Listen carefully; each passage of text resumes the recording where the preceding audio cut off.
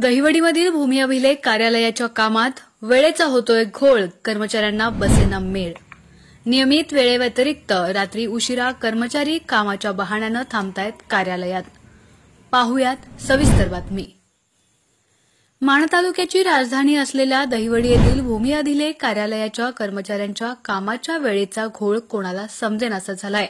नियमित कामाच्या वेळेव्यतिरिक्त 7:30 वाजेपर्यंत कर्मचारी कामाचा बहाणा करून कार्यालयातच थांबत असल्यानं भूमी अभिलेख कार्यालयाच्या कामकाजावर पद्धतीबाबत प्रश्नचिन्ह निर्माण होऊ लागलंय।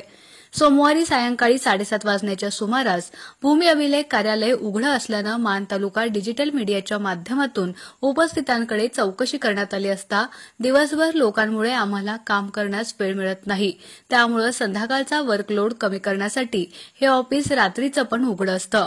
तुम्ही या ठिकाणी काम केलं तर तुम्हाला कळेल वर्कलोड किती असतो ते, अशा प्रकारची उत्तरं ऐकायला मिळाली। याबाबत एका कर्मचाऱ्यानं भूमी अभिलेख कार्यालयाच्या वरिष्ठ अधिकाऱ्याशी संपर्क केला असता त्यांच्याकडून काम करू द्या की ओ, थोडं लक्ष असू द्या, अशा प्रकारचे उद्गार ऐकायला मिळाले। यावरून भूमी अभिलेख कार्यालयात रात्रीच्या वेळी देखील कामाचा बहाणा केला जात आहे, याचा अर्थ नेमका काय याचं कोडं। यावरून भूमी अभिलेख कार्यालयात रात्रीच्या वेळी देखील कामाचा बहाणा केला जात आहे, याचा नेमका अर्थ काय याचं कोडं जनसामान्यांना उलगडणसं झालंय। भूमी अभिलेख कार्यालयात कामानिमित्त आलेल्या सर्वसामान्य लोकांना दिवसभर वेटीस धरून त्यांच्याकडून आर्थिक फायदा होत असेल तरच त्यांची काम करण्याची जुनी पद्धत अवघ्या तालुक्याला माहिती आहे।